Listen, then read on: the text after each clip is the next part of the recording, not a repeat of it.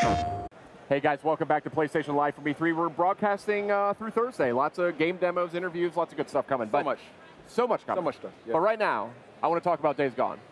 So welcome, John, and whoever you are. What's your name again? That's I forgot. Jeff Ross. Jeff. Sorry about John and that. Jeff. I think I did the same thing last year, didn't I? I think you did. Come on, Sid. I'm a mess. I'm a disaster up here. All right, look, Right there. Days Gone. Right, it's right there. I have no excuse, do I? Look, Days Gone. Big presence in last night's PlayStation E3 showcase. Really cool sequence there. I mean, it was creepy.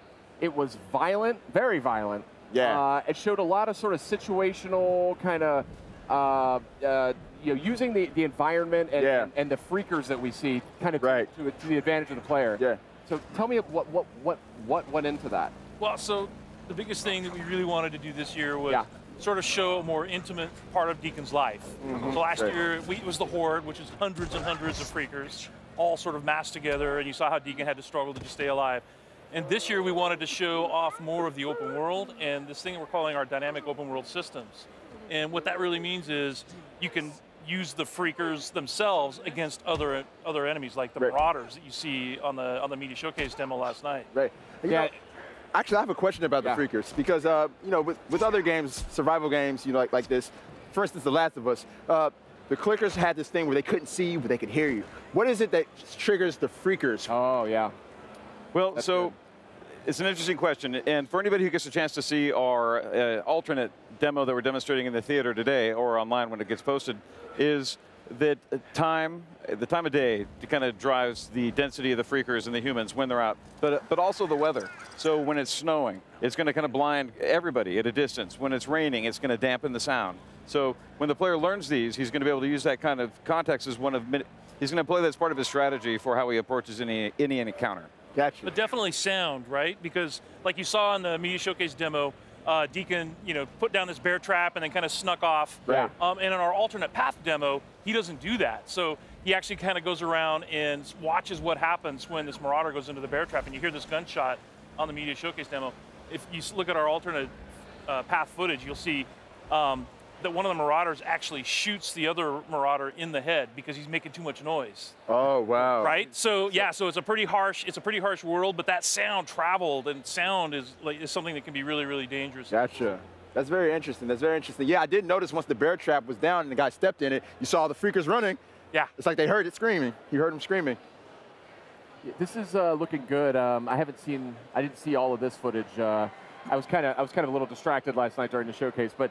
One of the things I really like about this game is it's, we see a lot of open world games out there. It's certainly like a popular genre, but this one, the feel of it is different. It feels more improvisational, I think is the word I'm going for. Absolutely. Our crafting system, I mean, it's really inspired by, kind of the do-it-yourself mentality where, we all feel thrilled when we make a repair to our car or our house with duct tape and a couple of loose screws, and we feel really good about it.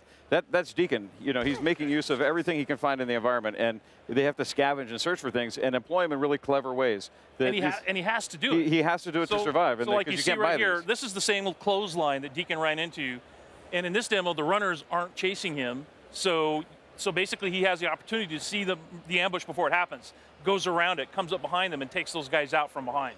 Right. So that's to your point. And then he strangles them with their own clothesline too. Yeah, exactly.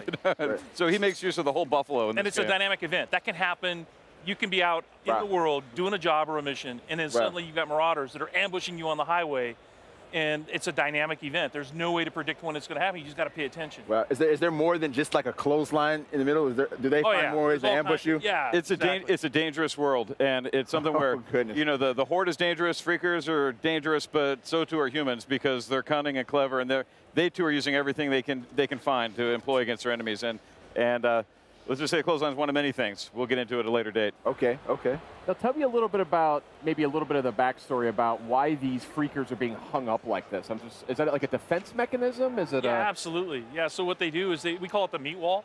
And what they'll do is, like in this case, they have a bear trap under this dead freaker corpse.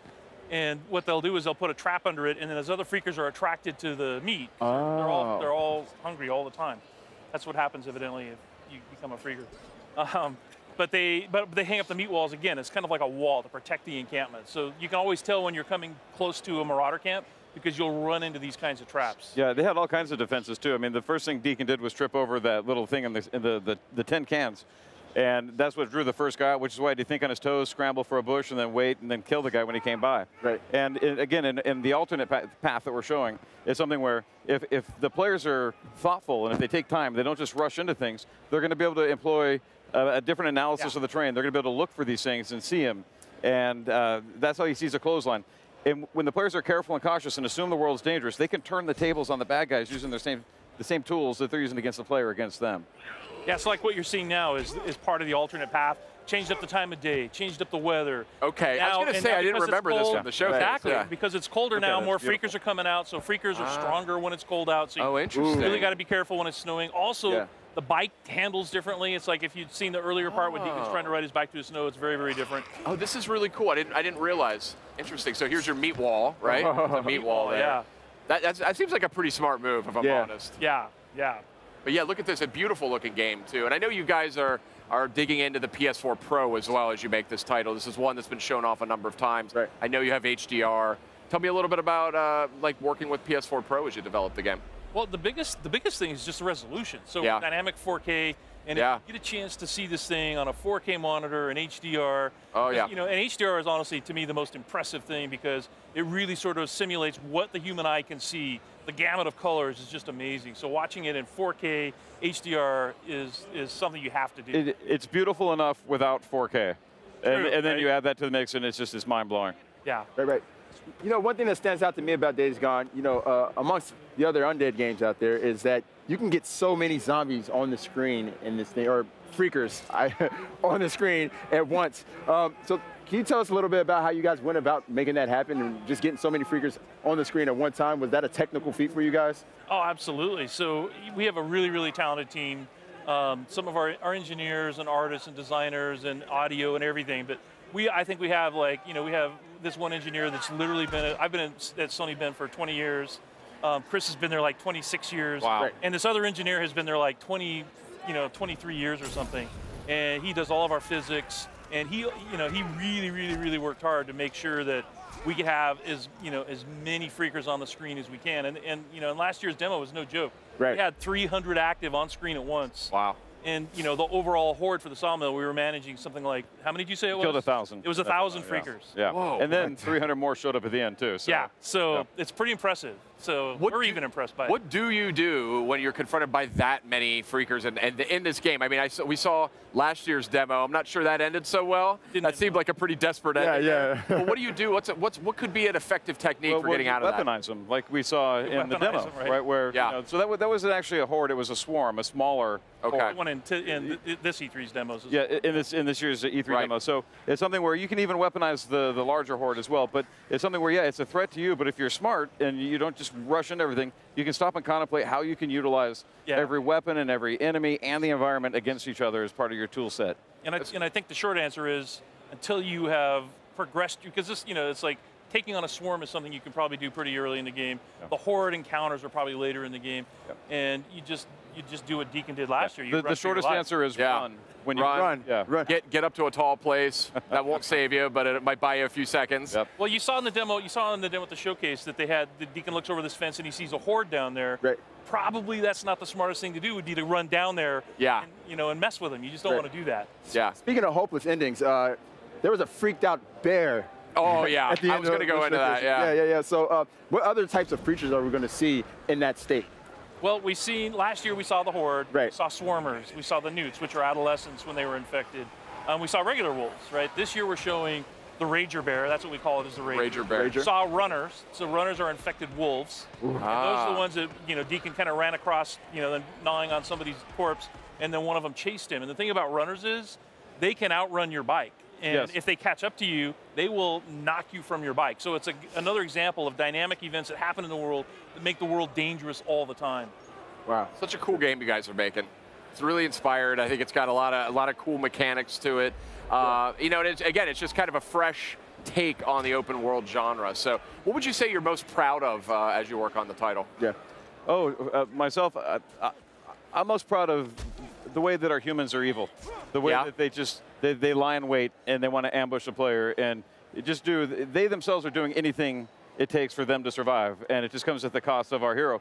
But it's humans are mean, and we're resourceful, and we do twisted stuff. And this clothesline is just kind of the beginning of the things they're doing that the players. We never want the player to feel complacent when he's riding his bike down the road. You know, there's all kinds of ways for him to be disrupted, knocked off that bike, and it's just because we're kind of breaking what I call the design rules, the conventional design rules, and that you don't do that to players. You don't knock them off their bike. You let them, you know, they've earned that. And it's visceral and it's exciting and thrilling to survive those types of encounters. Yeah, it really is. I think, you know, for me, it's just the way the game looks. So, and when you get a chance to play it the way it plays. So, like I said, we have these super talented engineers and artists and designers, and the game just looks amazing. Our goal was to create a AAA console quality open world experience, because that's not something we had really seen. And you know, I think the guys are really pulling it off. I mean, I think the characters look amazing. I think the environments look amazing, right, all times of day, and it's just fun to look at. Right. I'm just super excited to find out how the world of Days Gone got to where it is. Yeah. You know, the origin story and how it led to these freakers pretty much taking over. Yeah. Yeah. Yeah. Good stuff, guys. Days Gone coming out on PS4. Do you guys have a release time frame yet? We don't. So okay. we're just working really hard to deep try to in development. Make the best game. You know, we're really happy that Sony's given us the time and resources to just make like a AAA open world action game, and I think it's going to be awesome. I agree with you. I think it looks fantastic. So thanks for coming by, showing off the latest. That alternate playthrough was very interesting. I didn't realize it could go in so many different directions. But coming up next on PlayStation Live from E3, we've got a lot more. We got game demos, interviews, all kinds of good stuff. So stay with us. PlayStation